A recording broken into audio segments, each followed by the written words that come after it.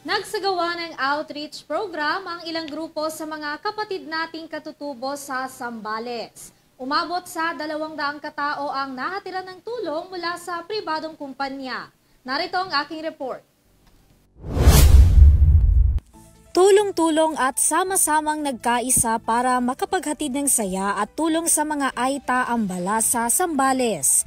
Sa ganyang paraan, ipinagdiwang ng owner ng Tres Chick Luxury Original na si Ms. Jan Boles ang kanyang kaarawan kasama ang iba't ibang mga organisasyon. Sa isinagawang outreach program, mahigit sa 200 residente doon ang nakatanggap ng kanilang mga tulong na dala. Ayon kay Boles, matagal na raw niyang gustong magsagawa ng mga ganitong aktibidad. Kaya naman walang pagsidla ng kanyang saya na personal na maihatid ang tulong sa mga kapatid nating katutubo sa Zambales.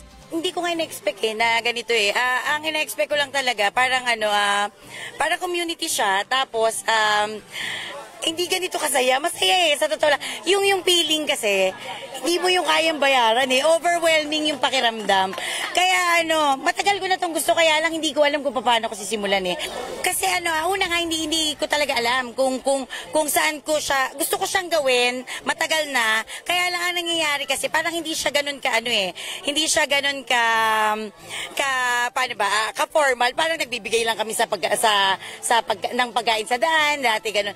Gusto ko yung ganito, yung may community, yung ganyan, yung may mga sumasayaw, masaya, iba talaga sa pakiramdam. Sobrang first time ko pero mukhang ulit-ulitin ko na.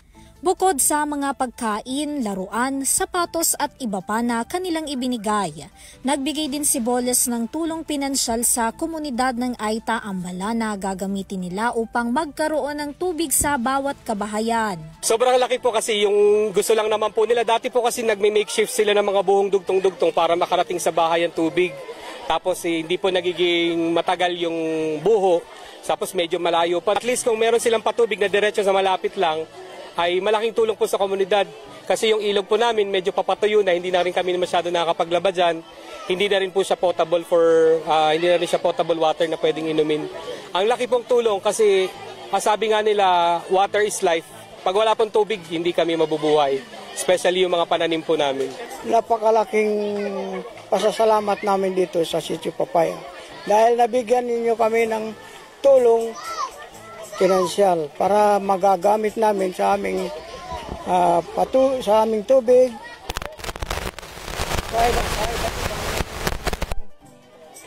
Para ang pang magagamit ng perang na ibigay nyo sa amin. Buong puso po kami nagpapasalamat. Samantala, naging katuwang at bahagi ng naturang outreach program ang URTV Cares, League of Filipino Sellers at Generation 5. Actually, masaya kami kasi nakapaghatid kami ng kasayahan sa bawat isa. So, actually, di rin namin expect na ganito kadami at kasaya yung mangyayari. And hopefully, sa mga susunod na taon, gagawin na namin itong tribute every year para sa kanila, para at least makita namin kung ano yung kanilang yung development sa community nila, di ba? Nag-iisip ako na mag-allocate siguro tayo ng fund every bawat collab natin may mag-allocate na ng fund. Sobrang nakaka-warm po ng puso na nagkaroon kami ng opportunity para makarating dito sa Zambales para po matulungan, ma-approach, malaman yung culture ng mga tao dito. Nung nandun kami sa gilid, pinapanood namin sila magsayaw. Like, super nakakatuwa kasi ang pure ng happiness nila, no, which is, sabi nga ni Ate Tab, rare mo lang talaga makikita. Sobrang saya po namin na nandito po kami at nakatulong po kami sa mga iba't ibang kapwa-tao po natin at sobrang sarap po sa pakiramdam na nandito po kami at nakakatulong po ang G5. Actually, dati ko pa po talaga gusto makasali sa mga ganitong program kasi mahilig po talaga ako sa bata and sobrang natutuwa po ako na makita sila na masaya kapag binibigyan po namin sila ng mga stuffed toys namin. Naging bahagi din ng naturang aktibidad ang komedyanteng si Atak Star Aranya na nagpasaya rin sa nasabing komunidad.